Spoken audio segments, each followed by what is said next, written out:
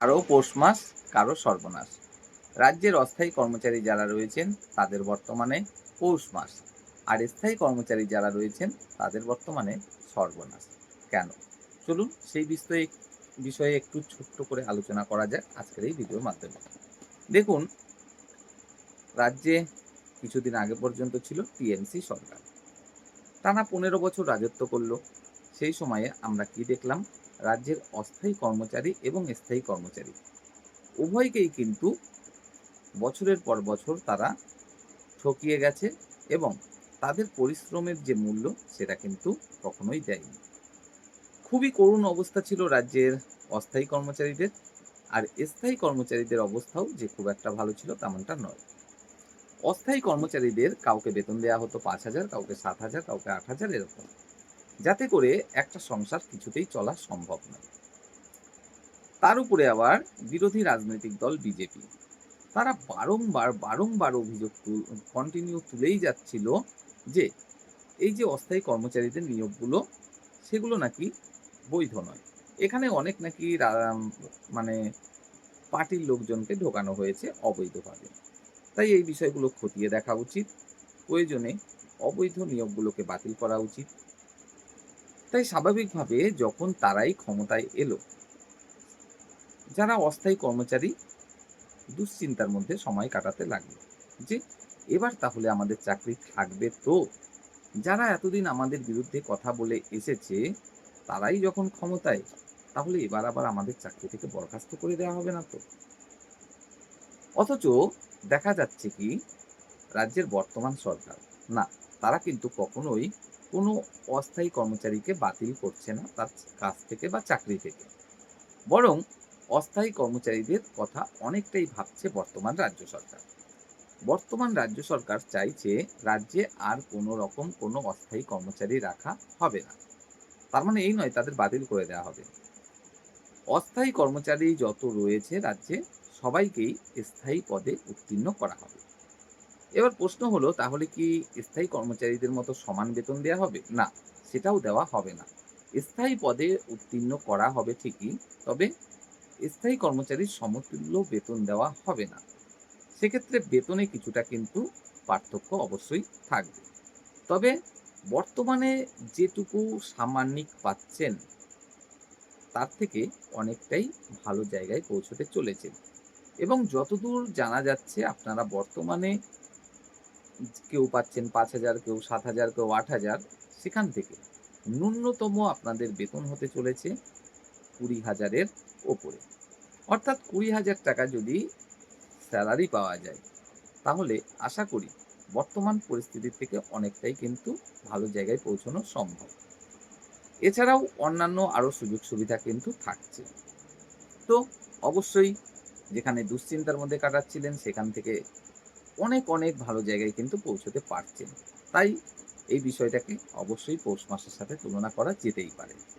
অন্যদিকে স্থায়ী কর্মচারী, যারাও কিনা বছরের পর বছর বঞ্চিত হচ্ছিল তাদের যে পরিশ্রম, সেই পরিশ্রমের মূল্য থেকে, তারা বছরের পর বছর ধর্না এবং বিভিন্ন রকম যে আন্দোলন, সেগুলো চালিয়েই যাচ্ছে। আবার একদিকে আদালতেও তারা লড়াই করছিল সরকারের বিরুদ্ধে। অবশেষে আদালতে জয়ও পেয়েছে। স্বয়ং সুপ্রিম কোর্ট পর্যন্ত কিন্তু জাজমেন্ট দিয়েছে যে ডিএ, সেটা কিন্তু কর্মচারীদের ভিক্ষে দেওয়া নয়, সেটা তাদের প্রাপ্য অধিকার।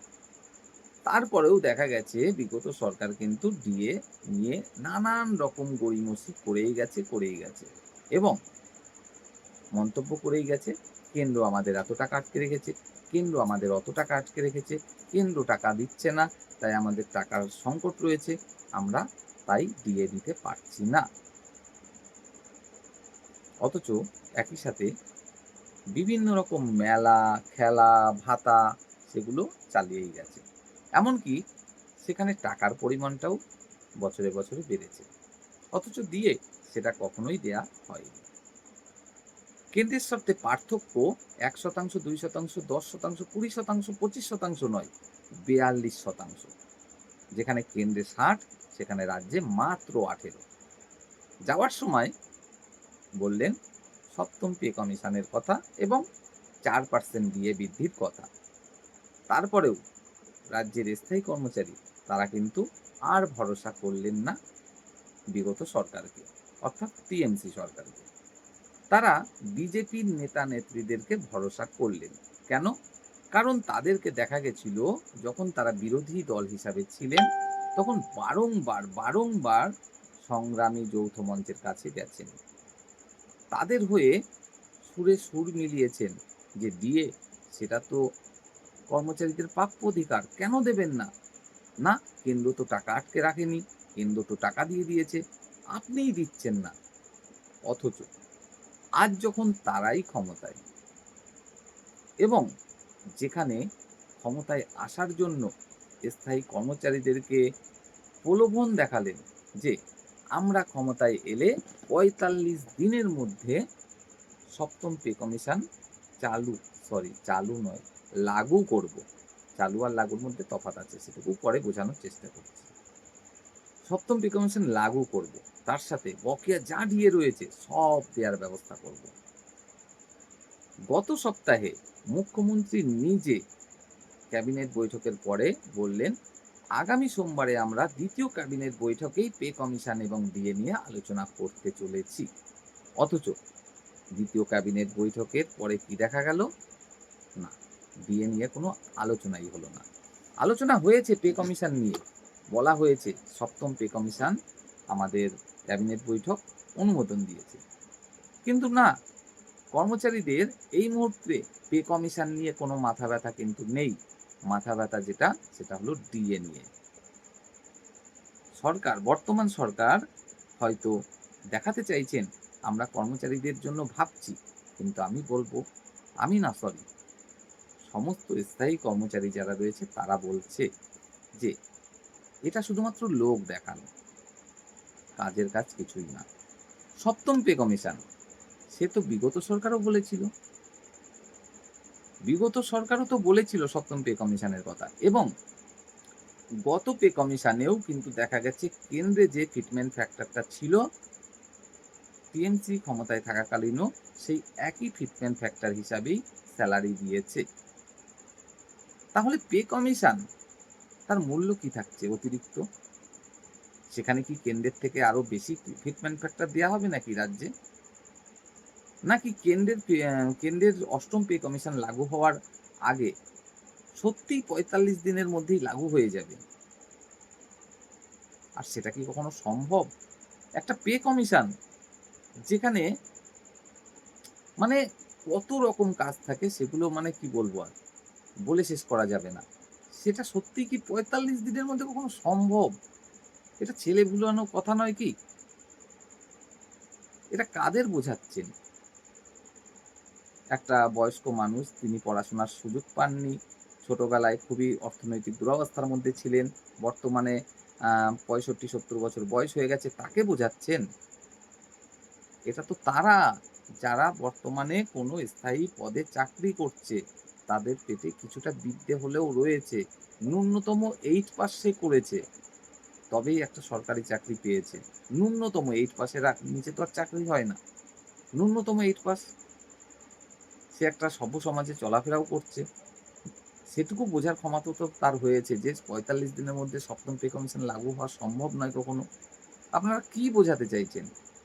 আর ডিএ, সেটা যদি আপনারা বৃদ্ধি করতেন তাহলে মানা যেত যে সত্যি কিছু করছেন, কারণ ডিএ সেটা দিতে হবে এখনই।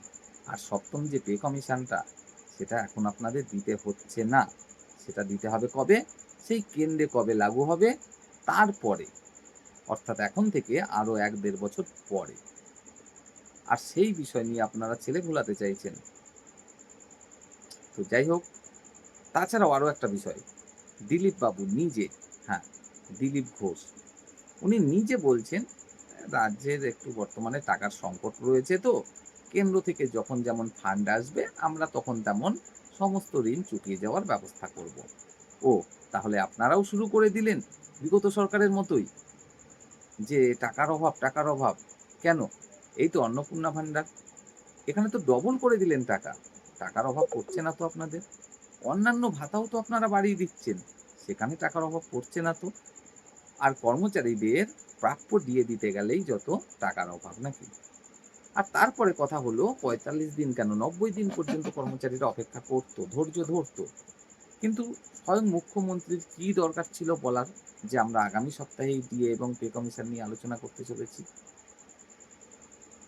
আপনারা বলছেন অনেক হিসাব নিকাশ বাকি রয়েছে। ঠিক আছে, না হয় মানলাম বকেয়া ডিএ সম্পর্কে আপনারা আবার একটু হিসাব নিকাশ করবেন। কে কত বছরের ডিএ পাবে, কত টাকা করে সেখানে বাকি রয়েছে, ঠিক আছে। কিন্তু চলতি যে ডিএটা যেখানে কেন্দ্রের সাথে ৪২% ফারাক রয়েছে, এখান থেকে তো কিছু শতাংশ অন্তত ডিএ বৃদ্ধি করতে পারতেন। তাও তো করলেন না। যাই হোক, এটা কিন্তু সত্যি রাজ্যের স্থায়ী কর্মচারী যারা রয়েছে তাদের পেটে বুলডোজার চালানোর মতোই একটা ঘটনা হলো, যেটা সত্যিই কিন্তু কাম্য নয়। তো আশা করব আগামী দিনে অবশ্যই ভালো কিছু সিদ্ধান্ত নেবেন এবং স্থায়ী কর্মচারীদের কথাও চিন্তা ভাবনা করবেন।